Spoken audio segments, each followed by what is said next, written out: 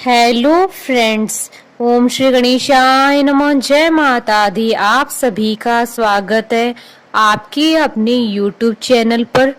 आप सभी को रामनवमी की हार्दिक शुभकामनाएं। फ्रेंड्स, आज हम आपको इस वीडियो में बताने जा रहे हैं साल 2025 की रामनवमी के शुभ मुहूर्त के बारे में, साथ ही रामनवमी पर बनने वाले रवि पुष्य योग की शुभ मुहूर्त के बारे में, रामनवमी की पूजा विधि, व्रत कथा, महत्व और रामनवमी के दिन किए जाने वाले अचूक उपायों के बारे में। फ्रेंड्स, वीडियो शुरू करने से पहले आपसे रिक्वेस्ट है, अगर आप हमारे चैनल पर नए हैं और आपने अभी तक चैनल को सब्सक्राइब नहीं किया है तो प्लीज सब्सक्राइब कीजिएगा चैनल को, साथ ही प्रेस कीजिएगा बेल आइकन को, जिससे नए वीडियो से रिलेटेड नोटिफिकेशन आपको तुरंत प्राप्त हो सके। और वीडियो पसंद आने पर वीडियो को लाइक और शेयर जरूर कीजिएगा ताकि सभी भक्तों को इस वीडियो का लाभ प्राप्त हो सके। और कॉमेंट बॉक्स में जय श्री राम जरूर लिखिएगा। हर साल चैत्र मास की शुक्ल पक्ष की नवमी को भगवान राम का जन्मोत्सव मनाया जाता है। ये चैत्र नवरात्र का 9वां और आखिरी दिन होता है। इस दिन ढोल नगाड़े बजाए जाते हैं और विधि विधान से राम लल्ला जी की पूजा की जाती है। इस दिन भगवान श्री राम के बाल रूप का भव्य श्रृंगार किया जाता है। हिंदू पंचांग के अनुसार साल 2025 में रामनवमी का पावन पर्व 6 अप्रैल 2025 रविवार के दिन है। साथ ही इस दिन रवि पुष्य योग, सर्वासिद्धि योग, रवि योग का शुभ संयोग भी बन रहा है। इन दुर्लभ संयोगों के बनने के कारण रामनवमी का महत्व कई गुना अधिक बढ़ जाता है। इन दुर्लभ संयोगों में भगवान राम जी की पूजा करने पर भगवान राम जी की दुगनी कृपा प्राप्त होगी और घर में धन धान्य की वर्षा होगी। साथ ही इस दिन खरीदारी का महामुहूर्त भी बन रहा है। रामनवमी का पर्व देश और दुनिया में सच्ची श्रद्धा के साथ मनाया जाता है। रामनवमी का त्योहार वैष्णव समुदाय में विशेष महत्व रखता है। इस समुदाय में विशेष तौर पर इस पर्व को मनाया जाता है। रामनवमी के दिन भक्तगण श्री रामचरितमानस का पाठ भी करते हैं और श्री राम रक्षा स्तोत्र का भी पाठ करते हैं। रामनवमी के दिन अनेक स्थानों पर भजन कीर्तन का आयोजन किया जाता है। भगवान राम की प्रतिमा को लोग इस दौरान फूल मालाओं से सजाते हैं और स्थापित करते हैं। श्री राम के भक्त लोग रामनवमी के दिन भगवान राम की प्रतिमा और तस्वीर को पालने में झुलाते हैं। रामनवमी का दिन बहुत ही अनुकूल माना जाता है। इस दिन भारत के विभिन्न प्रांतों में भगवान राम की विधिवत तरीके से पूजा की जाती है। भगवान राम के साथ माँ दुर्गा और माता सीता समेत भगवान लक्ष्मण और हनुमान जी की भी पूजा की जाती है। रामनवमी का दिन इतना शुभ होता है कि लोग इस दिन नए घर या दुकान में भगवान राम की पूजा करके ही प्रवेश करते हैं। कुछ लोग इस दिन अपने जीवन में नई शुरुआत करते हैं। माना जाता है कि भगवान राम की इस दिन पूजा करने से यश की प्राप्ति होती है। इतना ही नहीं, भगवान राम अपने भक्तों के सभी दुखों को दूर करते हैं। मर्यादा पुरुषोत्तम भगवान श्री राम का जन्म मध्याह्न काल में हुआ था, अतः रामनवमी के तिथि पर दोपहर के समय में भगवान श्री राम जी की पूजा की जाती है। धार्मिक मान्यताओं के अनुसार भगवान श्री राम जी की पूजा करने से व्यक्ति विशेष के जीवन में व्याप्त दुख और संकट दूर हो जाते हैं। साथ ही प्रभु श्री राम जी का आशीर्वाद प्राप्त होता है। फ्रेंड्स, अब आइए जानते हैं रामनवमी के शुभ मुहूर्त के बारे में। हिंदू पंचांग के अनुसार साल 2025 में रामनवमी का पावन पर्व 6 अप्रैल 2025 रविवार के दिन है।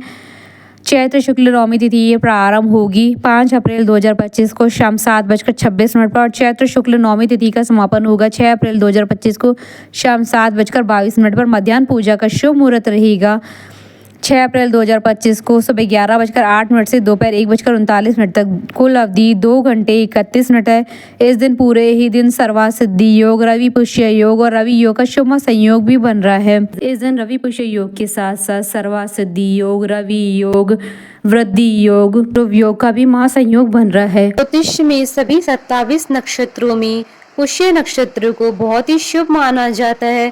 रवि पुष्य योग में सभी तरीके के शुभ कार्य और खरीदारी का महामुहूर्त माना गया है। इस शुभ योग में नया कार्य और खरीदारी करने पर घर में सुख समृद्धि का वास होता है। शास्त्रों में इस योग के बनने पर इस दिन को बहुत ही शुभ फलदायी माना जाता है। रवि पुष्य योग में खरीदारी करने पर घर में सुख समृद्धि में बढ़ोतरी होती है। इस दिन जमीन, मकान, सोने चांदी के आभूषण, इलेक्ट्रॉनिक चीजों को खरीदने को शुभ माना गया है। इस नक्षत्र में मंत्र दीक्षा, उच्च शिक्षा ग्रहण, भूमि क्रय विक्रय, आध्यात्मिक ज्ञान प्राप्त करना, यज्ञ अनुष्ठान करना और वेद पाठ आरंभ करना, गुरु धारण करना, पुस्तक दान करना और विद्या दान करना और विदेश यात्रा आरंभ करने को श्रेष्ठ माना जाता है। सर्वा सिद्धि योग, रवि योग को बहुत ही शुभ योग माना जाता है, जिसमें सूर्य का प्रभाव होता है, सभी प्रकार के दोष मिट जाते हैं। फ्रेंड्स, आप हमारे चैनल पर ज्वाइन बटन को दबाकर हमारे चैनल के मेंबर भी बन सकते हैं। हम हमारे चैनल के मेंबर्स के कमेंट्स को टॉप प्रायोरिटी पर कर उनका रिप्लाई करते हैं।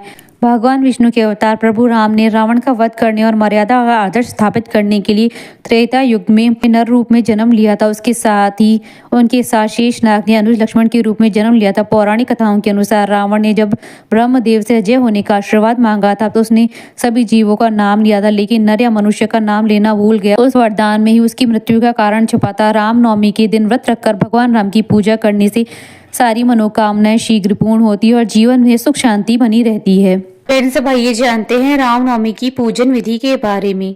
रामनवमी के दिन सबसे पहले स्नान आदि करके पवित्र होकर पूजा स्थल पर पूजा सामग्री के साथ बैठ जाएं। पूजा में तुलसी दल और कमल का फूल अवश्य होना चाहिए। इसके बाद भगवान श्री राम, माता सीता और लक्ष्मण जी की प्रतिमा स्थापित करें। इसके बाद भगवान श्री राम के साथ साथ सभी को रोली का तिलक करें। इसके बाद चावल, फूल, घंटी और शंख भगवान श्री राम को अर्पित करें। इसके बाद भगवान श्री राम की विधिवत पूजा करें। इसके बाद भगवान श्री राम के मंत्रों का जाप करें, रामायण पढ़े और रामचरितमानस का पाठ करें। खीर, फल, फूल को प्रसाद के रूप में तैयार करें। अंत में सभी की आरती उतारे। इस दिन भगवान श्री राम को झूला अवश्य झुलाएं और किसी निर्धन व्यक्ति या ब्राह्मण को गेहूं और बाजरा अवश्य दान में दें। पूजा करने के बाद घर की सबसे छोटी महिला घर के सभी लोगों के माथे पर टीका करे और सभी लोगों का चरण स्पर्श कर आशीर्वाद प्राप्त करें।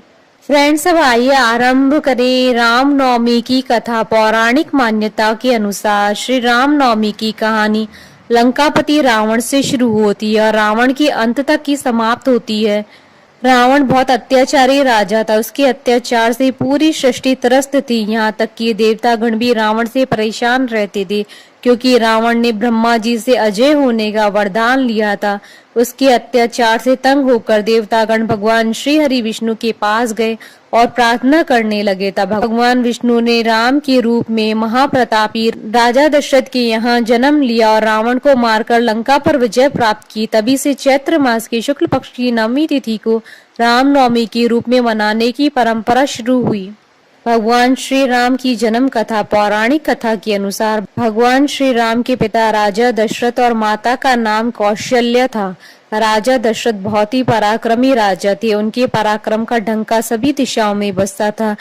राजा दशरथ ने अपने जीवन में 3 विवाह किए थे, लेकिन उनकी किसी भी रानी को एक भी पुत्र नहीं हुआ था, जिसकी वजह से वे अत्यधिक परेशान रहते थे।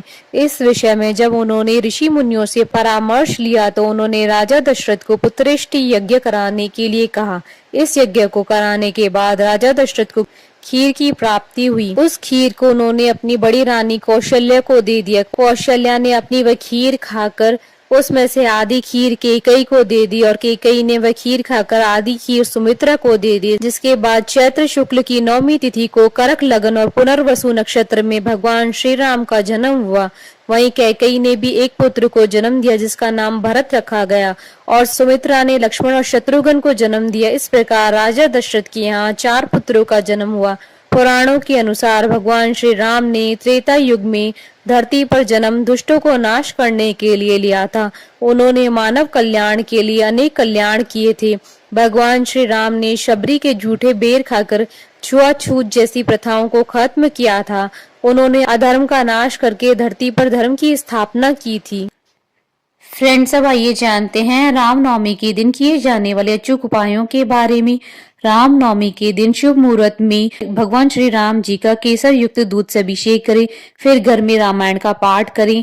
मान्यता है कि जहाँ रामायण का पाठ होता है वहाँ श्री राम और हनुमान जी का वास होता है। इससे घर में खुशहाली आती है और धन वैभव की वृद्धि होती है। रामनवमी के दिन एक कटोरी में गंगा जल भरकर रखें और राम रक्षा मंत्र ओम श्रीम ह्रीम क्लीम रामचंद्राय श्रीम नमः का 108 बार जाप करें। अब घर के हर कोने पर और छत पर इसका छिड़काव करें। मान्यता है कि इससे घर का वास्तु दोष दूर होता है और टोने टोटके का असर भी नहीं रहता है।